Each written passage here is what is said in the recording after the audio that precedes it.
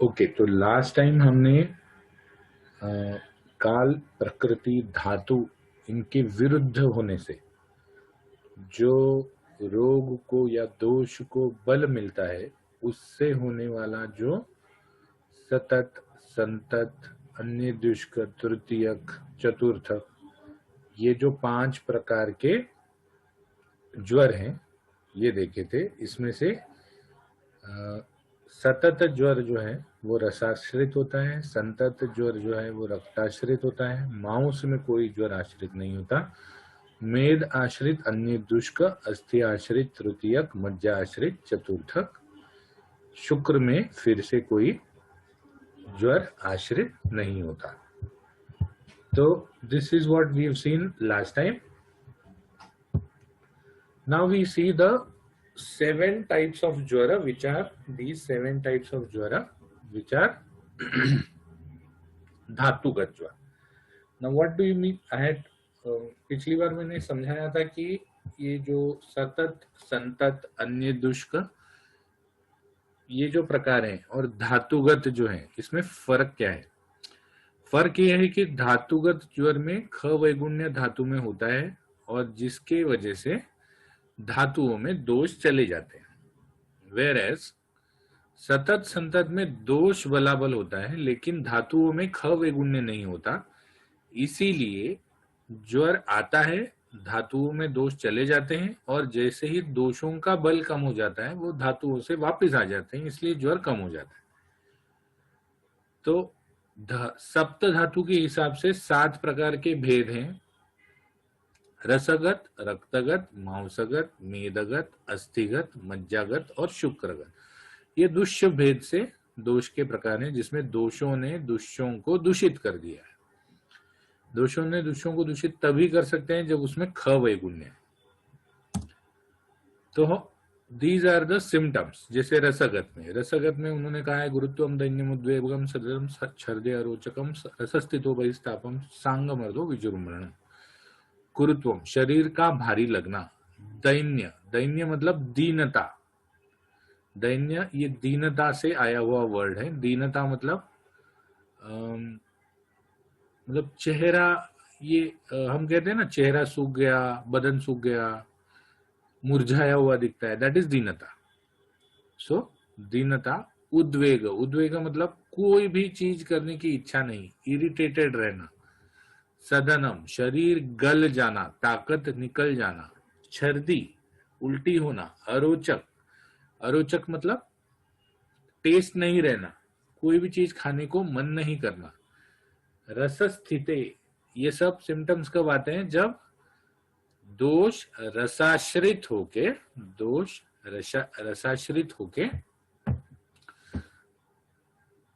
धातुगत ज्वर उत्पन्न करते हैं. रसस्थिते बहिस्तापा, बाहर मतलब शरीर के बाहर, on the outer side of the body ताप आता है. ताप मतलब यू आर. सो रसस्थिते बहिस्तापा, शरीर के बाहर के अंगों में उष्णता आ जाती है, स्किन पर ज्यादा उष्णता आ जाती है. स अंग मर्द मतलब पूरे बदन का टूटना, बदन में एक पेन जैसे फीलिंग आती है कि पूरा बदन टूटता है. और विजृंभणम, बार बार जमाई आती है. Yawning is too much. रक्त धातुगत ज्वर में रक्तोष्णा, पीडिकास्तृष्णा, सरक्तम, स्ठीवनम मुहु, दाह, राग, भ्रम, मद, प्रलाप, रक्त संस्थिते का मतलब रक्तगत दोष जब हो जाते हैं या रक्तगत ज्वर में रक्त उष्णा, पीडिका तृष्णा. रक्त उष्णा मतलब पीडिका का डिस्क्रिप्शन किया है उन्होंने, रक्तवर्णी और उष्ण स्पर्शी पीडिका.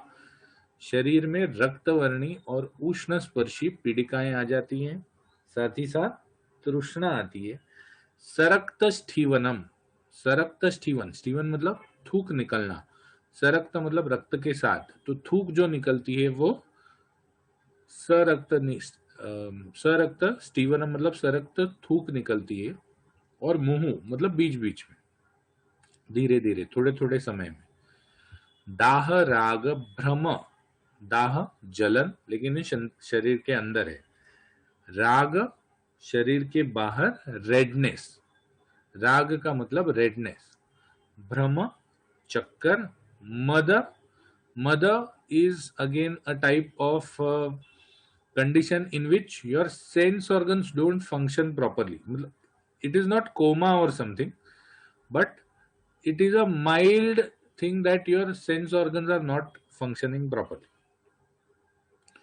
प्रलाप, बड़बड़ करते रहना, तो ये सब रक्तगत ज्वर के लक्षण है। मांसगत ज्वर, अब वहां पर जहां बलकाल भेद से ये किया था, वहां पर मांस में कोई दोष नहीं जाते थे। यहां पर लेकिन मांसगत ज्वर है, क्योंकि यहां पर मांस में ख वैगुण्य है, तो इसीलिए ख वैगुण्य होने की वजह से यहां पर मांसगत ज्वर है, लेकिन बलकाल भेद से मांस में कोई दोष नहीं जाते थे। तो मांसगत ज्वर में उन्होंने कहा है कि अंतर्दाहो सत्रुट मोहा सग्लानि सृष्ट विटकता दौर्गंध्यम गात्र विक्षेपो ज्वरे मांस स्थिते भवेत। जब ज्वर मांस में स्थित हो जाता है तो क्या क्या होता है? अंतर्दाह, अंतर्दाह मतलब शरीर के अंदर दाह होता है। स त्रुट मोह, मोह मद के जैसा ही है, और त्रुट मतलब प्यास। स त्रुट मोह स ग्लानि, ग्लानि मतलब चक्कर आना या आंख के सामने अंधेरा आना, टू बी वेरी प्रिसाइज। सृष्ट विटकता, बद्ध विटक और सृष्ट विटक, ऐसे दो वर्ड्स आएंगे बहुत जगह पर संहिता में। बद्ध विटक मतलब जो जब कॉन्स्टिपेशन होता है, बद्ध मतलब पकड़े रहना। सृष्ट विटकता मतलब जब विट या स्टूल्स जो है वो इजीली पास हो जाते हैं। तो सृष्ट विटकता means that either he will be having loose motions or he will be having semi solid motion, सृष्ट विटकता। ठीक है। दौर्गंध्यम, बदबू आएगी, शरीर से एक टाइप का बैड ओडर आएगा। गात्र विक्षेपो, अब यहां पर गात्र विक्षेपों का ये लिया जा सकता है कि शरीर के विविध अंगों में, शरीर के विविध अंगों में बेसिकली पेरिफेरी कि जिसमें हाथ और पांव आते हैं, तो पेशेंट हाथ और पांव झाड़ने लगता है। विक्षेप मतलब विचित्र मूवमेंट, विचित्र मूवमेंट जो नॉर्मल कोर्स में नहीं की जाती। तो विक्षेप मतलब हाथ और पांव झाड़ने लगता है जब ज्वर मांस स्थित हो जाता है। तो now we come to the next, that is मेदगत ज्वर। स्वेदस तीव्रा पिपासा च प्रलापो वम्य भीक्षणशः स्वगंधस्य असहत्वम च मेदस्थे ग्लानि अरोचको। मेदस्थे, मेद में आता है, तो क्या क्या सिम्टम्स बताया उन्होंने? स्वेद, अधिक स्वेद आना, तीव्र पिपासा, प्रलाप, बड़बड़ करते रहना, वम्य भीक्षणशः, वम्य मतलब उल्टी, स्वगंधस्य असहत्वम, उसको उसके शरीर का स्मेल या उसके शरीर का ओडर भी सहन नहीं होता। और लास्ट में ग्लानि और अरोचक। ग्लानि आंख के सामने अंधेरा आना, अरोचक टेस्ट निकल जाना। अस्थिगत ज्वर में विरेक वमने च उभे सास्ति भेदम प्रकूजनम विक्षेपणम च गात्राणाम श्वासश्च अस्थिगते ज्वरे। अस्थिगत ज्वर में विरेक वमन च उभे मतलब उल्टी भी आती है और वमन भी, विरेचन भी होता है। अस्थि भेदम, अस्थि भेदम मतलब शरीर की हड्डियां टूटने लगती है। एक्चुअली नहीं टूटती, लेकिन इतना दर्द होता है, इतना दर्द होता है कि ऐसा लगता है कि अस्थियां टूट गई। प्रकूजनम, संधियों से आवाज आने लगता है, कूजन। विक्षेपणम च गात्राणाम, फिर से वही विक्षेपणम जो मांस में आया था। गात्र विक्षेप मतलब अस्थियां इतनी टूटती हैं कि वो बंदा हाथ पांव झाड़ने लगता है, इतना दर्द होता है। श्वास आता है, श्वासश्च अस्थिगते ज्वरे। अगर आप कोई भी श्लोक को तोड़ के उसका अर्थ समझ के पढ़ोगे या अर्थ समझ के बाय हार्ट करोगे तो बाय हार्ट इजीली हो जाएगा। ये 7 जो श्लोक हैं, 2-2 लाइन के हैं, मैंने ब्लू में लिखे हैं, लेकिन अगर आप बाय हार्ट कर सकते हैं तो इसके जैसा कुछ नहीं। विरेक वो मनोच उभय शास्ति वेदम प्रकूजनम विक्षेपणम च गात्राणाम श्वासश्च स्थित गते ज्वरे। अब हम आते हैं मज्जागत ज्वर। मज्जागत ज्वर में होता क्या है? हिक्का श्वास तथा कास तमश्च अतिदर्शनम मर्मच्छेदो बहिशैत्यम दाहोन्तश्च मज्जगे। मज्जा में हिक्का, श्वास, हिक्का मतलब सबको पता है हिचकी, श्वास, दम लगना तथा कास, खांसी आना। तमश्च अतिदर्शनम, तम मतलब डार्कनेस, तमश्च अतिदर्शनम बार बार डार्कनेस, आंख के सामने अंधेरा दिखना। मर्मच्छेदो, मर्मच्छेदो मतलब मर्म में छेदन करने जैसी वेदना, मर्म में छेदन करने जैसी वेदना। बहिशैत्यम, दाहो अंतश्चैव, बाहर से ठंडा, बहिशैत्यम, दाहो अंतश्चैव, अंदर से गर्म लगता है। मतलब जो रुग्ण है उसको शरीर के अंदर बहुत गर्मी लगती है, बहुत दाह लगता है, बहुत ज्वर आया हुआ लगता है, लेकिन अगर कोई पेशेंट बाहर से हाथ लगाए, मतलब कोई दूसरा डॉक्टर बाहर से हाथ लगाए, तो उसको कोई गर्मी या उसको कोई दाह समझ में नहीं आता। तो मज्जागत ज्वर में शैत्यम बहिशैत्यम अंतः दाहो, ये लक्षण दिखते हैं। अब लास्ट वाला, लास्ट वाले इसमें शुक्रगत ज्वर। शुक्रगत ज्वर में शुक्र स्थानागतः शुक्र मोक्षम कृत्वा विनिश्य च प्राणम वायु अग्निसोमेश्च सार्धम गच्छति असौ विभु। शुक्र स्थानागतः, शुक्र स्थान में, शुक्र मोक्षम और शुक्र का विनाश, शुक्र को मोक्ष और विनाश कर देता है, मतलब शुक्र को डिस्ट्रॉय कर देता है। शुक्रगत ज्वर में शुक्र को फीवर डिस्ट्रॉय कर देता है।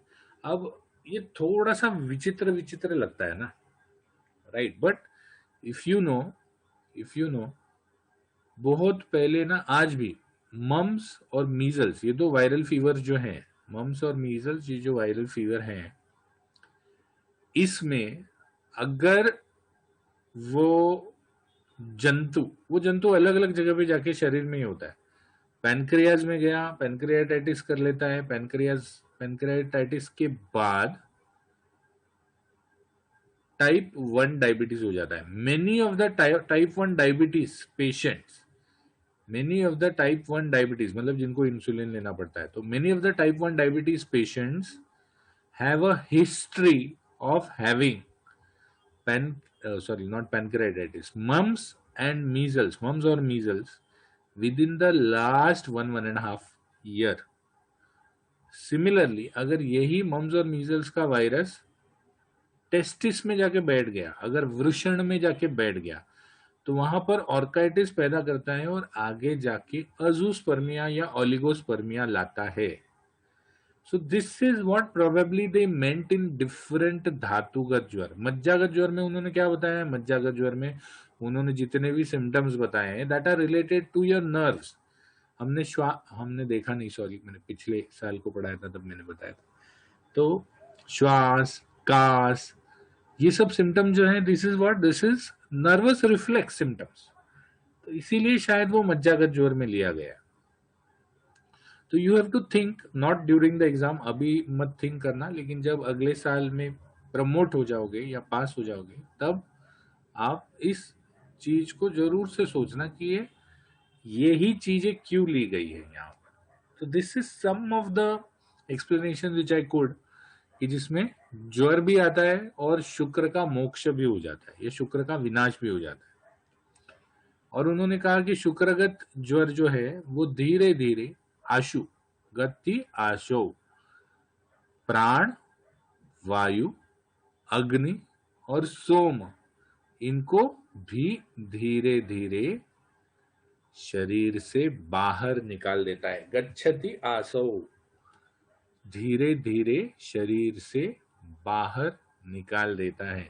तो मतलब शुक्रगत ज्वर जो है that is a little bit more असाध्य या that is a little bit more कष्ट साध्य। तो इसीलिए फिर साध्या साध्य तो कहते हुए उन्होंने कहा कि रसाश्रित साध्यो सॉरी रसाश्रित साध्यो मेदो मांसगतश्च यः। अब ये जो है नीचे का ये मुझे भी नहीं दिख रहा है, लेकिन what he means by the श्लोक is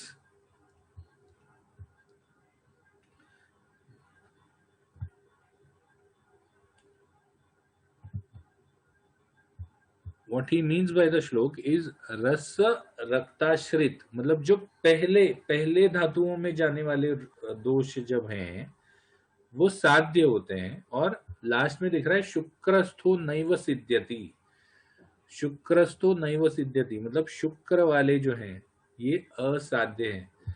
मेदो मांसगतश्च ये कष्ट साध्य है। ठीक है। So this is what are the धातुगत भेद, धातुगत जो भी भेद हैं वो इस प्रकार से उन्होंने बताए हैं। इसके बाद हम चलते हैं दोषों के अनुसार प्रकार। ये हमने सेकेंड ईयर निदान स्थान में भी देखा था। सेकेंड ईयर के निदान स्थान में भी ये सब चीजें देखी थी। दोषों के भेद से वातज, पित्तज, कफज, वात पित्तज, वात कफज, कफ पित्तज, संधिपातज और आगंतुज। आगंतुज दोषों के भेद से वातज, वातज में अनियमित वेग होते हैं, अनियमित उष्णता होती है। वेग अनियमित होते हैं, उष्णता अनियमित होती है। वात काल में ज्वर या वेग, ज्वर का वेग आता है या ज्वर की वृद्धि होती है। वात के काल में, वात का काल कौन कौन सा है? वात का काल है जैसे शाम का सायंकाल जो है वो वात का काल है। उसके बाद प्रातः काल जो है मतलब कफ के काल के बाद आने वाला, जैसे 7:30 के बाद, 6:37 के बाद, तो वो वात का काल है। मतलब जब हम उठते हैं, नींद से जब उठते हैं तो वो वात का काल है। उसके बाद खाना जब खाते हैं तो खाना जब एब्जॉर्ब होता है तो वात का काल है। तो वात काल में ज्वर वेग बढ़ जाता है या ज्वर वृद्धि होती है। ज्वर वेग बढ़ जाना मतलब पहले तो 9900 था, वात के काल में 102 हो गया, दैट इज ज्वर वेग बढ़ जाना। सॉरी, दैट इज ज्वर वृद्धि होना। ज्वर वेग आना मतलब पहले बुखार नहीं था लेकिन वात के काल में आ गया, दैट इज ज्वर वेग। फिर कठिन श्याव रक्त वर्ण नख नेत्र मूत्र मल मूत्र त्वक। तो इन्होंने नख, नेत्र, मल, मूत्र और त्वक के सिम्टम्स बताए। हर ज्वर में, हर दोषज ज्वर में उन्होंने नख, नेत्र, मल, मूत्र और त्वक, इन 5 चीजों के सिम्टम्स बताए। तो इनका कहना है कि ये कठिन हो जाते हैं, रक्तवर्णी या श्याव वर्णी हो जाते हैं। श्याव मतलब काले रंग में थोड़ा सा रेडिश कलर मिला दोगे तो उसको श्याव वर्ण कहते हैं। जैसे सुबह सुबह जब सूरज उगता है तो सूरज उगने के पहले जो छटा आती है काले रंग की, जो छटा आती है काले रंग की, दैट इज श्याव वर्ण। It is greyish but it has a tinge of reddishness. It is greyish but it has a tinge of reddishness. मलमूत्र का अवरोध हो जाता है, अरुचि होती है। यहां पर इस अध्याय में दोषज प्रकार वर्णन है, मतलब वर्णन है उन्होंने किया है। ये जो पिछले वाला स्लाइड है इसका वर्णन उन्होंने किया है, लेकिन ये जो स्लाइड्स हैं ये उन्होंने इस अध्याय में नहीं बताए। उन्होंने बोला है कि ये ऑलरेडी हमने जो दोषज भेद के ज्वर हैं वो ऑलरेडी हमने निदान स्थान में डिस्क्राइब कर दिए हैं, तो इसीलिए हम इस पे ज्यादा नहीं जाएंगे. We just want to understand if at all a question comes on this और they have asked you in the viva, on what basis you are going to answer. I don't think कि दोषज ज्वर के ऊपर कोई बड़ा question आएगा, because this is not a part of the Charaka Samhita for third year. But if a question comes, you can't say that you will not write because this is not given in the book, because it is mentioned in the book and it is also mentioned that ये चीज को हमको निदान स्थान से पढ़ना चाहिए, या ये चीज उन्होंने निदान स्थान में ऑलरेडी वर्णन कर दी है. So that is what is mentioned. So इसीलिए मैंने थोड़े स्लाइड इसके भी डाल दिए, ताकि अगर कोई लास्ट मोमेंट पे स्लाइड से ही पढ़ रहा है तो at least he gets a total information about these doshas aspects also. तो मलमूत्र का अवरोध हो जाता है, अरुचि हो जाती है अविपाक और मुखवैरस से. भिन्न अंगों में वेदना, जैसे पिंडी, संधि या सर्वांग में. उसके बाद तृष्णा, कंप, प्रलाप, विपरीत. अगर आप इस स्लाइड को देखोगे और इसके बाद आने वाले हर स्लाइड को देखोगे, so what I have done here is, पहले वाला जो लाइन है यहां पर, तो उसमें अनियमित वेग, अनियमित उष्णता, मतलब ज्वर के वेग से और उसकी उष्णता से, ज्वर के वेग से और उसकी उष्णता से जो भी एक्सपेक्टेड है दोष में, वो पहले लाइन में लिखा है. फिर दूसरे लाइन में ये लिखा है कि कौन से काल में ज्वर वृद्धि होती है या ज्वर वेग आता है. थर्ड, इसमें नख, नेत्र, मल, मूत्र और त्वक में कौन से रंग आते हैं. उसके बाद चौथे, इसमें डाइजेस्टिव सिस्टम में क्या चेंजेस होते हैं. पांचवें, इसमें उस दोष के हिसाब से क्या सिम्टम आते हैं. और छठवें, इसमें भी उस दोष के हिसाब से क्या, मतलब let me annotate, I will tell you how to write. यहां फर्स्ट वाला जो पॉइंट है, this is regards to the ज्वर वेग एंड उष्णता. तो ज्वर का वेग और ज्वर में उष्णता कैसे आती है, वो फर्स्ट पॉइंट में आया. तो सिर्फ आप ये पॉइंट ध्यान रखोगे ना, तब भी आप उस दोष के ज्वर को अपने लॉजिक से लिख पाओगे. सेकेंड, इसमें ये तो कॉमन है, वात काल में ज्वर वेग वृद्धि पित्त में आएगा, पित्त काल में ज्वर वेग वृद्धि कफ में आएगा, कफ काल में ज्वर वेग वृद्धि. तो दिस इज कॉमन. उसके बाद थर्ड में कौन सा कलर, ये नख, नेत्र, मल, मूत्र, त्वक, दिस विल बी कॉमन. रक्त कौन, मतलब कलर कौन सा है, तो यहां पर रक्तस्राव है. पित्तज में शायद रक्तपीत होगा. तो this is the difference. The difference will only be this word यहां पर. फिर उसके बाद वात, मतलब दोष के हिसाब से, this line will tell you that कौन सा डाइजेस्टिव सिस्टम में कौन से सिम्टम्स आने वाले हैं.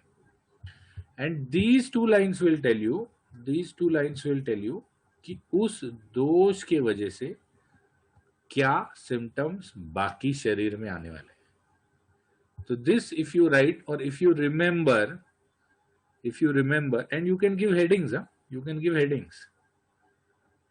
that ज्वर वेग नीचे लिख सकते हैं, अनियमित वेग, अनियमित उष्णता. दूसरे में ज्वर वृद्धि, तो उसमें लिख सकते हैं वात काल में, पित्त काल में, कफ काल में जो भी है ज्वर वृद्धि होती है. तीसरा, शरीर में होने वाले वर्ण के बदल या वर्ण, you are writing in English, so colour changes in the body. So you can write रक्त, श्राव, नख, नेत्र, मल, मूत्र, त्वक. फिर symptoms of the digestive system या symptoms of the अन्नवाह स्रोतस, तो वहां पर ये सब लिख सकते हैं, मलमूत्र का अवरोध, अरुचि, अविपाक, मुख विरस। फिर उसके बाद लिख सकते हैं generalise symptoms in the body. Generalise symptoms in the body, जिसको आप लिख सकते हैं कि पिंडी, संधि वेदना, सर्वांग वेदना, तृष्णा, शुष्ककाश, वमन, कंप, प्रलाप।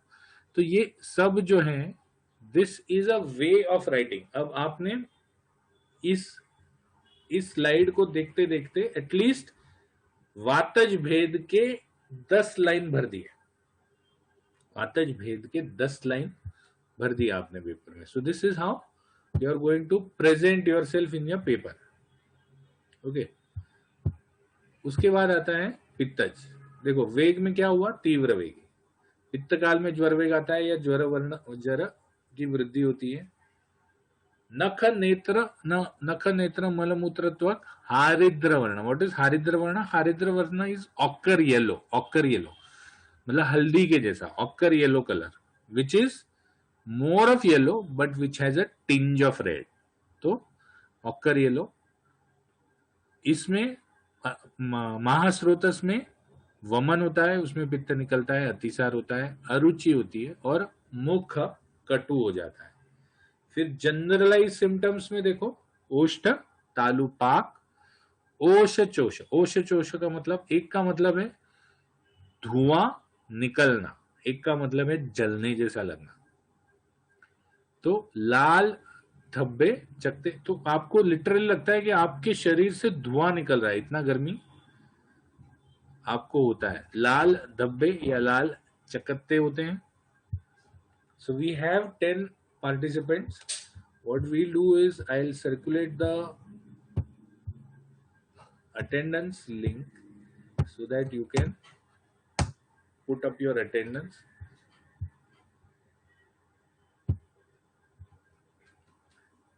तो ओष्ठ तालु पाक, ओष जोश, लाल धब्बे या चकत्ते, तृष्णा, मद, मूर्छा और विपरीत गुणेच्छा। हाँ, ये मैं बताना इसमें भी भूल गया था, क्योंकि वो मेरे यहाँ दिख नहीं रहा है। वो विपरीत गुणेच्छा जो है, विपरीत गुणेच्छा मतलब क्या है कि अगर पित्त बढ़ा है तो पित्त के जो गुण है, पित्त के जो गुण है उसके विपरीत इच्छाएं आती हैं, उसके विपरीत इच्छाएं आती हैं। ठंडा लेने की इच्छा, ठीक है, इस विपरीत गुणेच्छा इन पित्त। उष्ण लेने की इच्छा इज विपरीत गुणेच्छा इन वात। So this is what happens. So we'll stop after kapha today. कफ में भी मंद वेग और संपूर्ण शरीरगत। कफ काल में ज्वर आता है या ज्वर की वृद्धि होती है। नख नेत्र मल मूत्र त्वक श्वेत वर्ण होते हैं।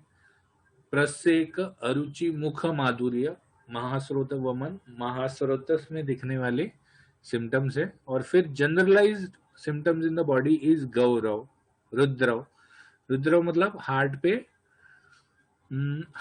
पे नहीं, मतलब छाती पे बोझ जैसा लगना या छाती पे एक हल्की मीठी सी वेदना होना इस रुद्र। काश, श्वास, प्रतिशय नाक से पानी आना, काश श्वास तो पता है ही। निद्रा, तंद्रा और विपरीत गुणेच्छा। निद्रा, तंद्रा और विपरीत गुणेच्छा।